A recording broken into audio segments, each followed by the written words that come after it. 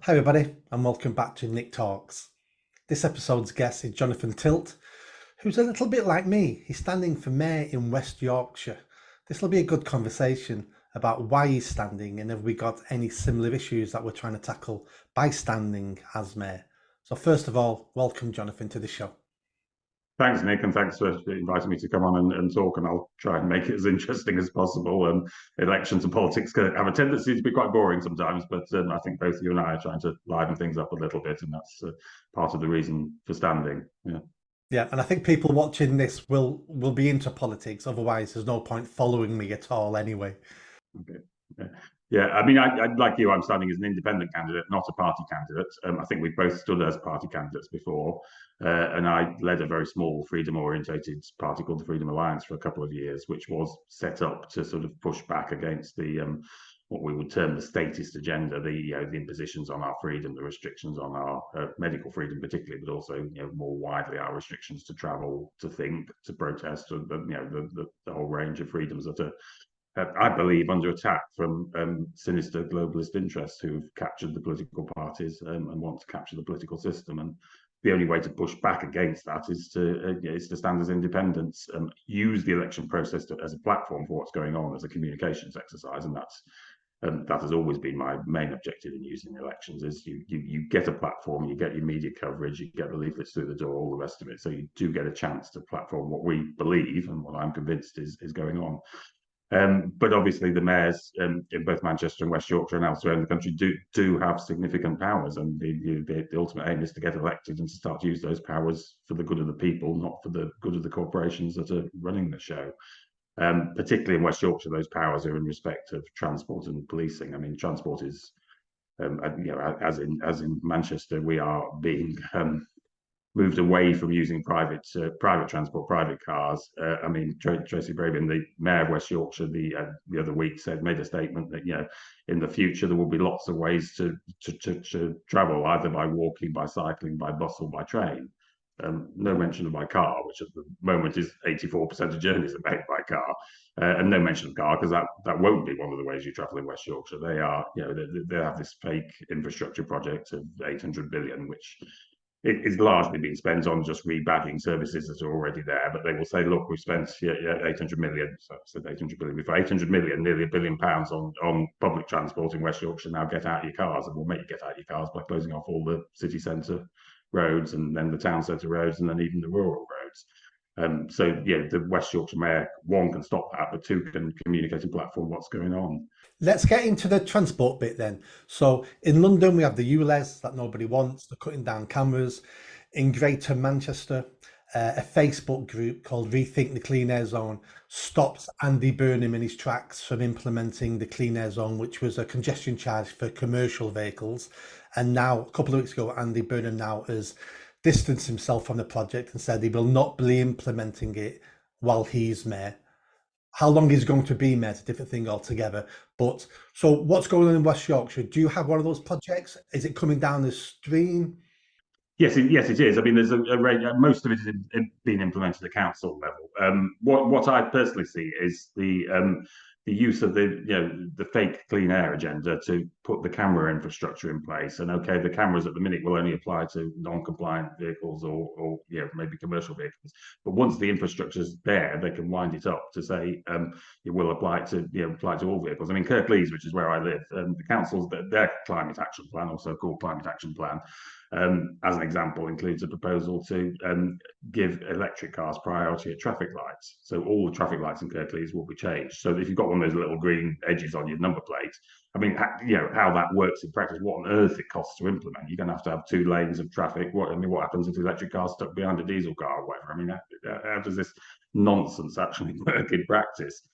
Quite apart from being a complete fraud, because electric cars are, with the way the batteries are mined, the materials for the batteries are mined, a bigger polluter than diesel and petrol cars. I mean, just your comments on Andy Burnham, I would suggest that he's saying it won't happen whilst he's standing for mayor. I suspect should he be elected, in fortunate circumstances, he gets elected, then it'll be back on the agenda, because these people they certainly don't take the instructions from the people who elect them. they take them from their parties, which are centrally controlled in London, and those parties are, I believe, absolutely bought and captured and paid for by sinister interests, and that's where the agenda's been pushed from. They want an end. They want an end to all private freedoms, and the freedom to travel is one of the most fundamental of freedoms. So there is this absolute war on private motoring, which is insane and has, probably 2 to 5% of the population support it. It's, whether you're from the left or the right or not interested in politics, nobody believes, nobody wants this. Nobody wants priority for electric vehicles at traffic lights. Nobody wants ULEZ in London. And nobody wants Manchester clean air. It's not, these are not things that have popular support and popular consent. The only way they can do it is by going under the radar, using the climate change fraud at a higher level, but going under the radar, I'm not really telling you about this stuff. It's there. If you dig, you find these climate action plans. Yeah, it's there, but then it's not in the newspapers. It's not on the mainstream media. No one in Greater Manchester knew about the clean air zone. I was talking about it for 6 months before, and I had people telling me I was lying.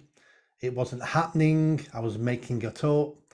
And people only realised it was coming when the signs went up across Greater Manchester saying coming soon, and then everything changed then overnight. But up to that point, nobody knew it was happening. If you dug for it online, you'd have found it.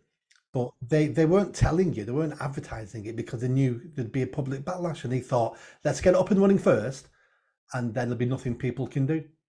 Yeah, I mean, in essence, they got away with congestion charging in London. That was the thin end of the wedge, and that was largely popularly accepted. They started with a very, very tiny area in the centre of London, and then extended it out.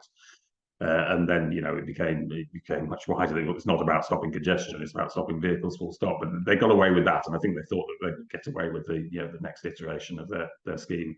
But for me, it's also about making money as well. Yes, that's always in there as a. I tend to think it's often an ancillary thing. It's a nice little add-on for them that a few of their mates are becoming billionaires on the back of it. But I think it's about control and restriction of freedom primarily. I mean, just up the road, I live right at the border between West and South Yorkshire. And there's a little country lane that goes across into Barnsley. It's only about 2 miles from my house, and there's a camera appeared on that lane. Now there's no fly tipping issues. It's 60-mile-an-hour speed limit. You'd struggle to go above about 25. It's a tiny little lane. So there's no speeding issue on that lane. There's absolutely no reason to have a camera located there other than it's pointing exactly at the border between West and South Yorkshire. So the next time they bring in some sort of tiered restriction and you can't travel outside your county, that camera is going to come into use. And I've done freedom of information requests to Barnsley Council and said, what are you doing? Why is there a camera there? Who's requested it on what basis? And getting nothing back. Yeah, I mean, cameras is a good point. I stated when I started running for mayor that I was going to cancel the clean air zone in Greater Manchester, which the mayor's done now while he's mayor. And then I was asked questions about, well, what are you going to do with all the cameras and the infrastructure? And my initial response was, they'll be great for reducing crime. We could look what people are doing. And then one night in bed, I was thinking about it and thought, I'm falling into a trap here. How stupid will I look if I became mayor, left all the cameras in place, used them for crime, which is great. And then after I leave office, the next person comes in and is into 15-minute cities and pay per mile for driving and clean air zone, and I've left all the infrastructure that all it requires is a flick of a switch, and now we've got a congestion charge, and now we're fining drivers. And that's when I realised, no, the infrastructure has to go. So if I'm elected, all the cameras will go. We'll sell them. We'll reposition some of them for high crime areas if we can. But the vast majority will go, because we cannot leave the infrastructure, because a lunatic after me will just implement it all again. Yeah. No, I absolutely agree, and I think that's what they focus on in the infrastructure and the legislation to back up the infrastructure. We've got King's Speech yesterday with the police being given the power to enter your house without any judicial authority. I mean, and again, it's badged up. Oh, if we're looking for a stolen mobile phone or whatever, they've always got a nice warm sounding front to put on.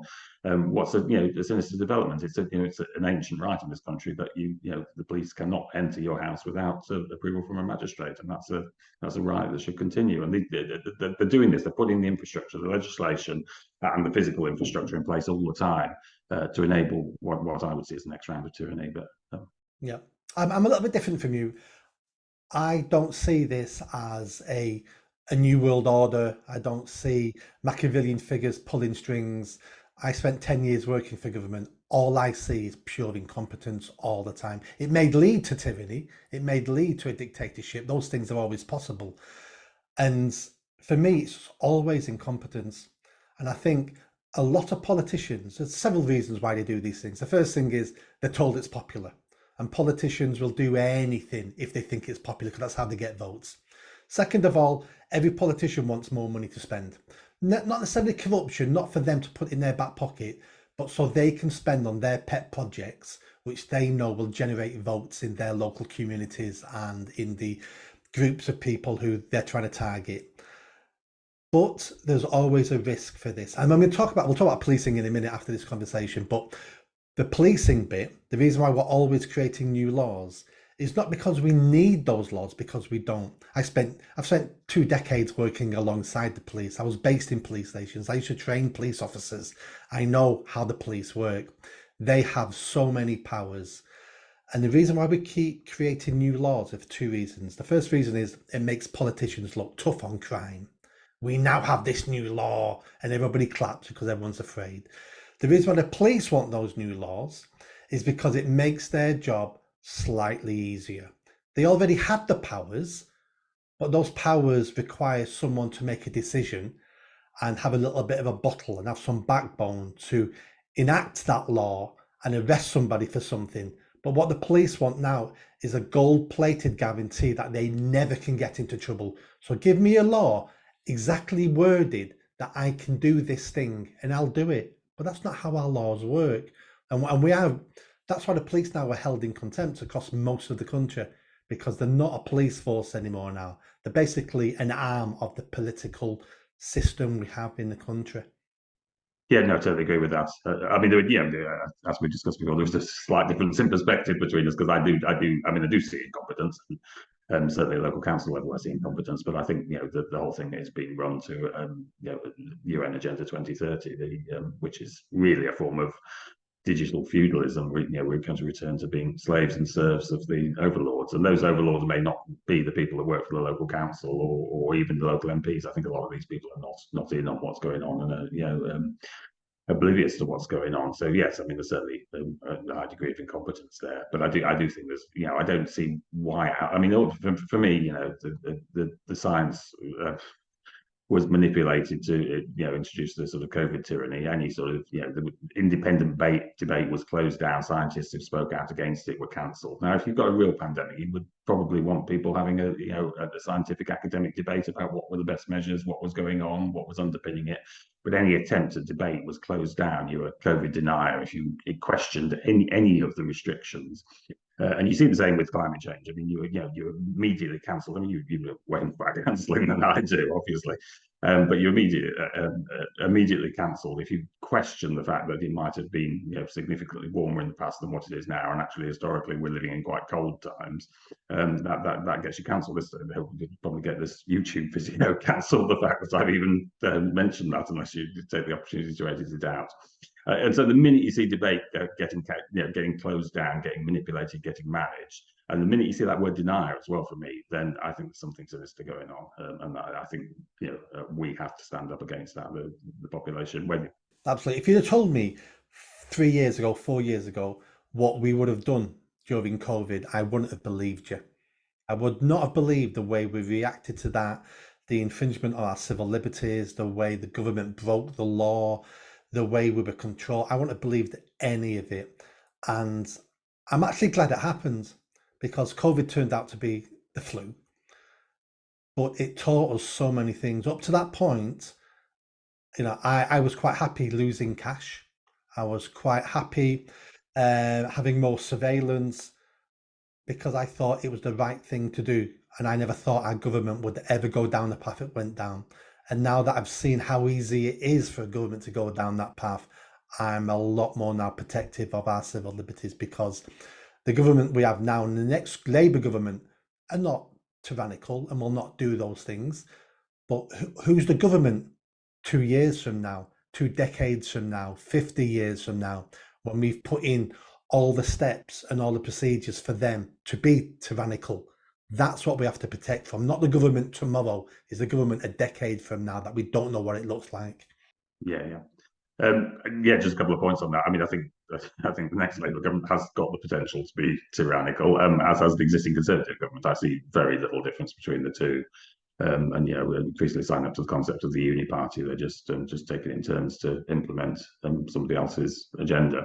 But yeah, hopefully we're looking at decades, not years. But I mean, my fundamental take on this really comes from the financial system understanding of the sort of the way that what we use as monetary as money is a complete scam. It's a Ponzi pyramid scheme, and which is based on the issuance of ever more debt, basically, and that debt gets used by the government first and then recycled as tax. And that system's coming to an end. It's dying. It's dying as that system historically has always died through inflation, basically. So I think they're panicking. I think they know they haven't got very long to get in place their next control matrix, which is all about digital control and digital ID and cameras everywhere. So that's my sort of. I may well be wrong. I don't. Yeah, I'm just trying to. I haven't got all the pieces to the jigsaw, and I'm just trying to fit together the ones I've got. So that's my take on it. And to go back to the incompetence, though, in a way, I am also glad that COVID happened. I would have never imagined I would be saying that 3 years ago. But I think they were incompetent. I think they overplayed their hand. They got power mad. Let's see what we can make the people do now. Let's have ridiculous rules about COVID will get you if you're standing up in a pub, but it won't get you if you're sitting down in a pub, and what counts as a substantial meal and all the rest of it. And I think that was the incompetence in play. They just got power hungry, and I don't think it was power hungry. I think they shown themselves to be cowards, and it was. I do not want, as a politician, I don't want to be accused of allowing people to die. So therefore, I will do anything to avoid those bad headlines. And it was pure cowardice. What we saw in our leadership, what we saw in our politicians, was basically a lack of leadership. There was no leadership. It was the Prime Minister saying to a scientist, "I'll let you make the decisions. This group, I'll let you make the decisions because I don't want to be held responsible for making the wrong decision." But that's what a leader should do, is make the decisions and then stand by those decisions. I just saw cowardice everywhere. Yes. I mean, on the point of people dying, obviously, we didn't know what the situation was in March 2020, but 2020 turned out to be a year in which not many people did die. The death rate was 9.4 per thousand or whatever, which historically is low. It was slightly higher than the previous year, 2019, but it was way lower than every year between 2000 and 2015, I think, off the top of my head. So, lots of people didn't die in 2020. In fact, lots of people didn't. It was a low year for deaths. We're not getting that now. I won't drift into subjects that definitely will get us cancelled, but we don't have low death rates now. That's absolutely for certain. But no politicians speaking about that, or with the odd exception, no politicians speaking about that. Well, nobody wants to speak about it because it will then show their incompetence and what they did wrong. So everyone's trying to brush all that over. For the first couple of weeks of the pandemic in 2020, I gave the government the benefit of the doubt. COVID looked scary. Nobody knew what was going on. We saw pictures from Italy and China. After 2 weeks, I then knew this isn't anything like we expected. It took 2 weeks. I can forgive them for the first few weeks because they did what they thought was right. I can forgive them for that. But they then seem to be on a cycle path, a spinning wheel of, we're on this now. If we get off this now, we're going to look stupid.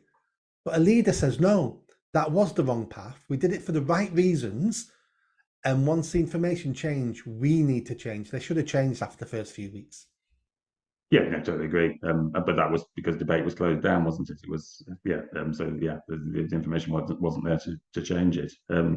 But yes, I'm glad COVID happened, and I do think they overplayed their hand and revealed their stupidity in the process. And I think they're panicking now.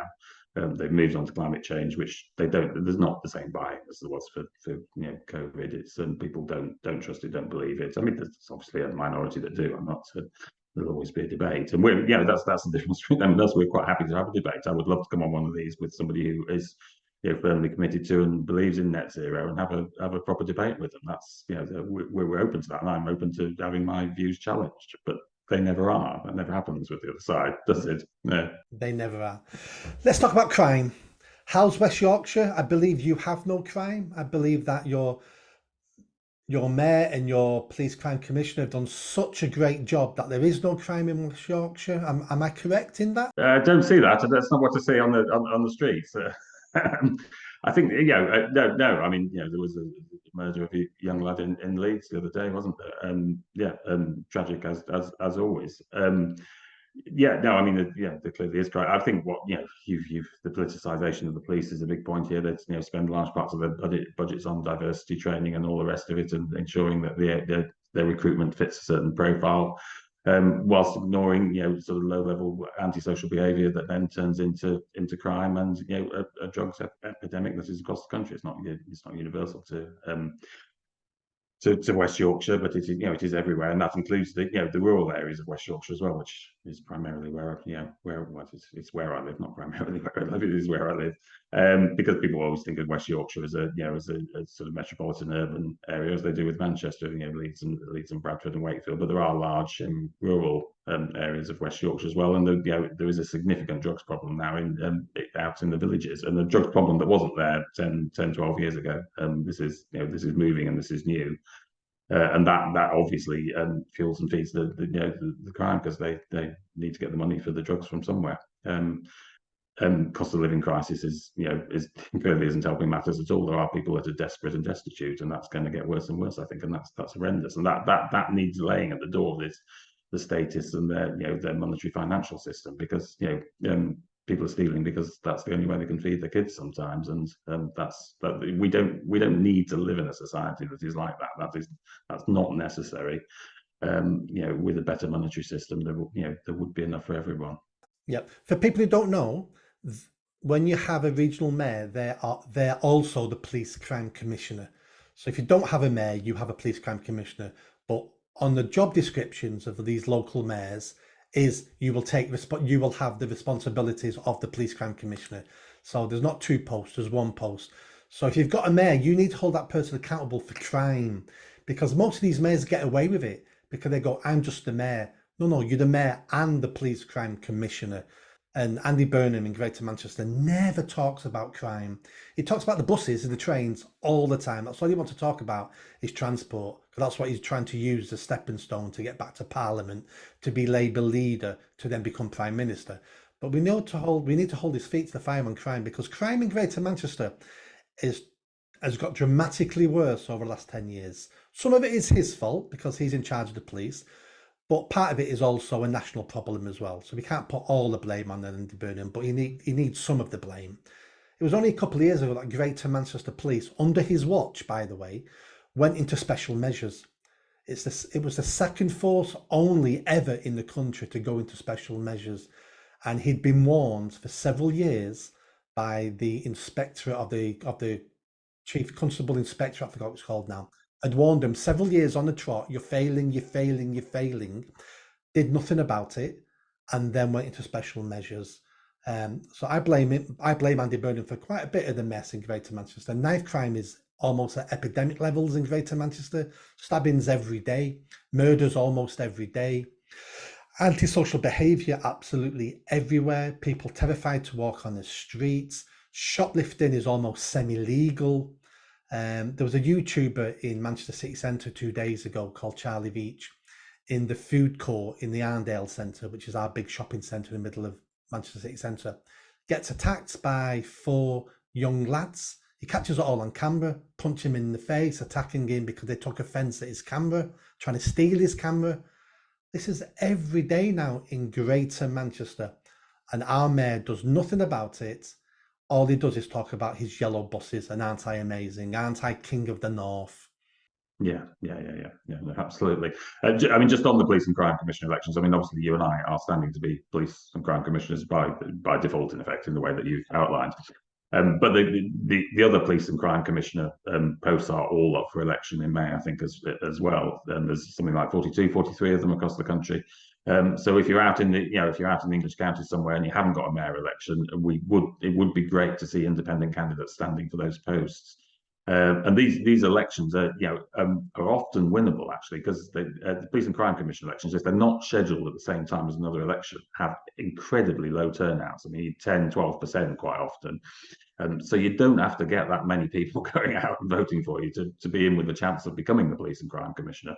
And so it would be great to see people, independent, genuine sort of freedom-orientated independent candidates across the country put themselves forward to be police and crime commissioners, because some of them might just get elected. And once you've done that, then you've got, you have got real powers to actually properly tackle crime in the way that you talk about it. But from my perspective, real powers to protect our freedoms, to protect our freedom to protest peacefully. That's that is an absolute freedom for me. It's not like Sunak said the other day, where it's a sort of qualified freedom. You can protest if it's something that the government wants you to protest about, but not if it's not. And the ability to protect freedom of speech and freedom of thought even now. I mean, people, we are one step away from having thought police, I suspect. So it would be great to see people that think as you and I do, even though we're perhaps slightly different perspectives, put themselves forward to be police and crime commissioners, get these corrupted political parties out of the way, and get genuine local people with local interests elected as police commissioners. And there's a real opportunity there, and you're far more likely to get elected as one of those than as an MP. There's a lot of independent candidates going to stand at the next general election, which is great and it's wonderful. But you're going to get far more votes standing in these police commissioner elections than you are standing in a general election as a constituency MP, and you're going to have far more power, should you be elected, far more power than any MP has. I was a big supporter of the police crime commissioners when it was first floated and first came out.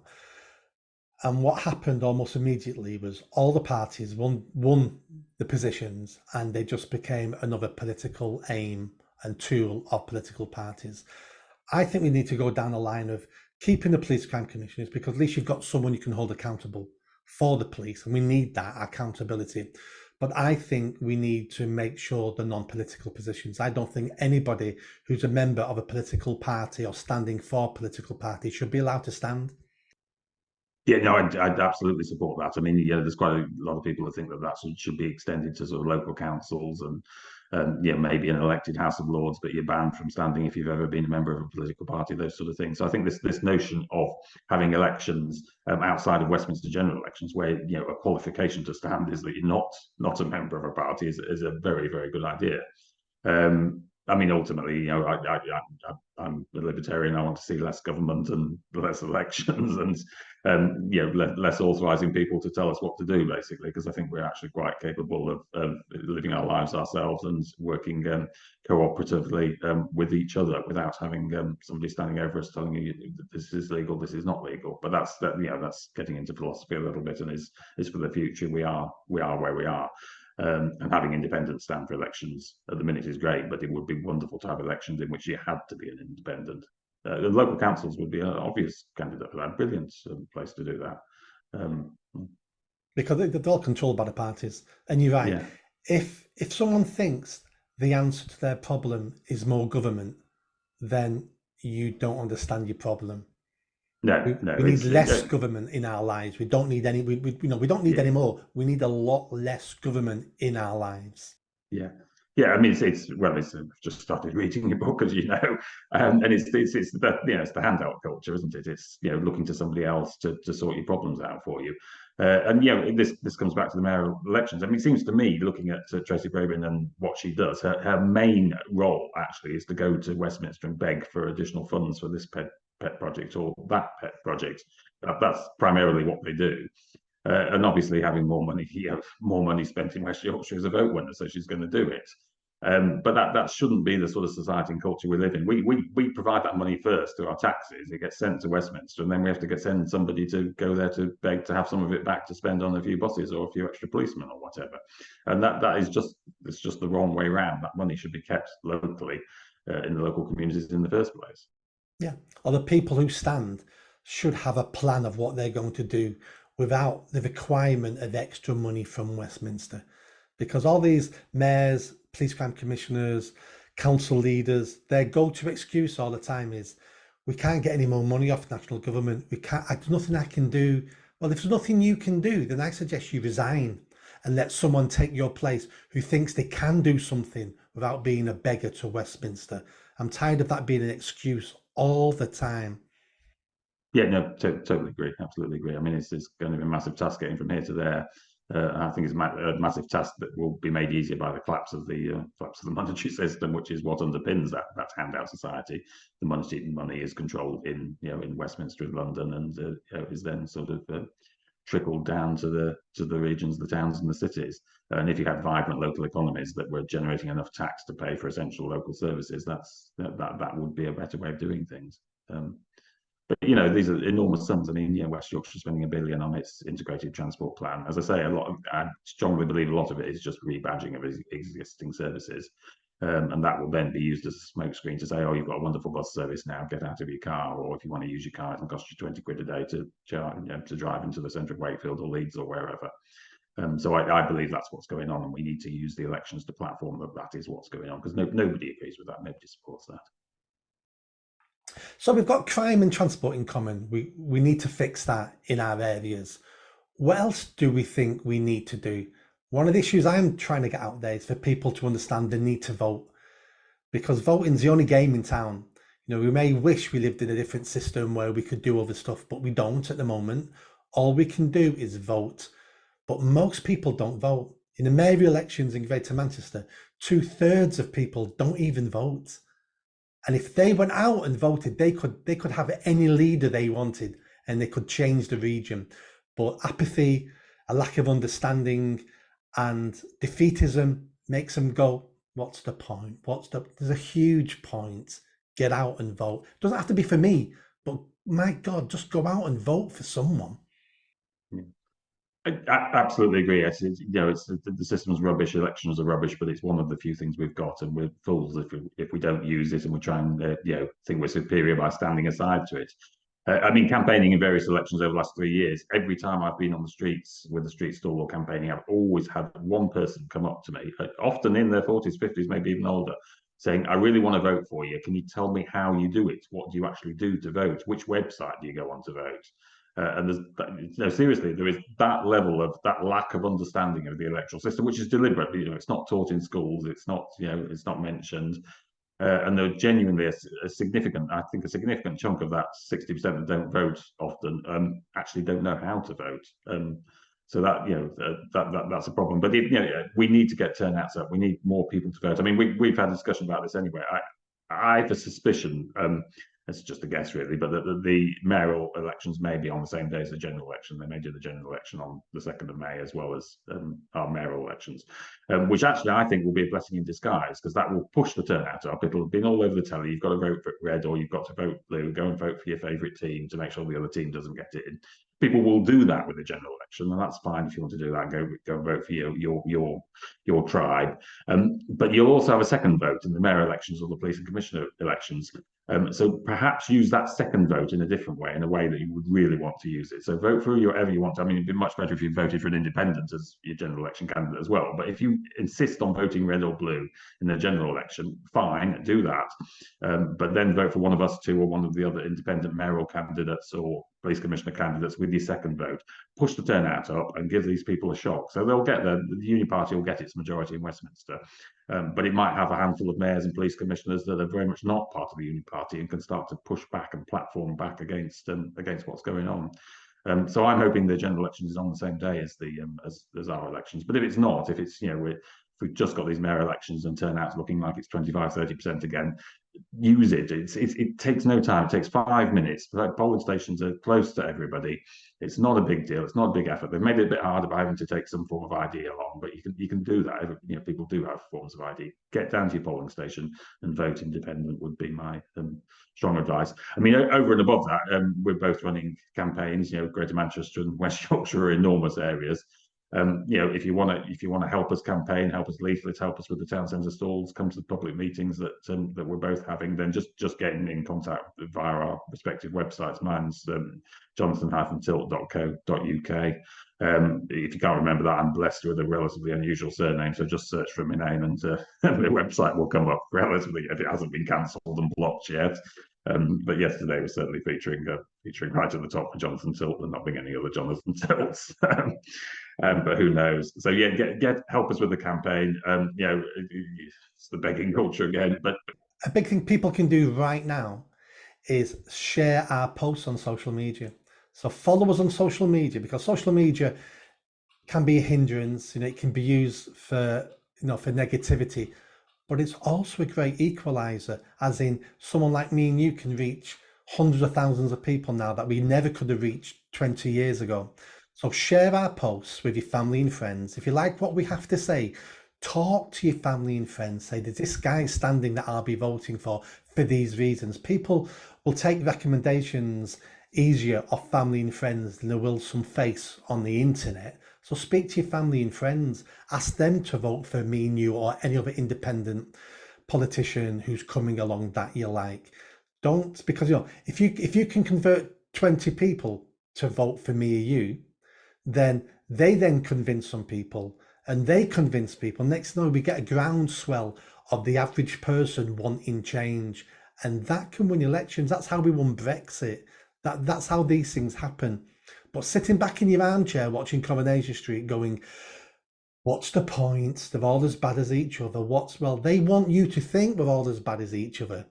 You don't punish a politician by not voting. You punish a politician by voting for someone else. That's how you punish a politician. So start punishing politicians. Yeah, totally agree. I mean, that is a brilliant strap line, which I've already nicked from my website, as you know. You don't punish politicians by not voting, because lots of people think that they think that's what you need to do. I mean, every time there's an opinion poll on sort of satisfaction with politics, it shows that 80 to 90% of people are completely dissatisfied with the political system, with politicians in general. It's bordering on being a swear word. I mean, whilst I stand for election, I would never describe myself as a politician. And should I be elected, I won't describe myself as a politician. So it's but having that attitude doesn't achieve anything by itself. You've got to do something with it. And the most simplest, the easiest thing you can do is just go and vote for somebody else. There's lots you can do above that, which is helping the campaigns of the people that are standing. We've got the begging bowl out because campaigns are expensive. So if you throw a $5 or a $10 in direction of either of us, that helps enormously. But actually, I'd much sooner have your time. I'd sooner have your time on the streets helping us campaign. But just talk about it. Talk, as you say, talk on social media. Send people to our websites. Talk to your friends, your colleagues. If you go to the football on the football terraces, talk about us. It's that's how we get a bit of momentum going. That's how we get something. We can make something happen here. We're putting ourselves forward. We're doing the difficult bit, putting ourselves forward to do this. Just help us a little bit. Yeah, and that's good questions, because people like me and you are more likely to answer your questions on social media than someone like Andy Burnham or Boris Johnson or Rishi Sunak. They're not going to answer your questions. We'll answer your questions. I spend quite a lot of my time during the day now, and I don't answer all questions because there's just too many, but I'm answering questions all the time, and I answer my questions directly. Yes, I agree with that. No, I don't agree with that. And I'm quite happy to say, no, I don't agree with that. So you've got the information and you might not want to vote for me because of that point of view. Fine.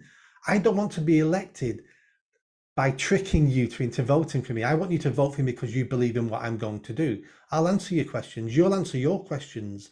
Ask us. You're not going to get an opportunity of any other politician to answer your questions directly. Totally agree. Yeah, I mean, we're open and upfront about what we stand for, and we do respond. It is difficult to keep up with the responses sometimes, and it's difficult to get drawn into lengthy debates by email and the rest of it. But the thing I hear about the local MPs around here is they never reply, they never respond. They're funded, they've got paid office staff to reply on their behalf, and they still never reply. I mean, somebody was telling me about about the Barnsley MP, who's Dan Jarvis, who's quite high profile, never responds to this person's inquiries, this person's questions. And they won't reply because they don't want their point of view on record.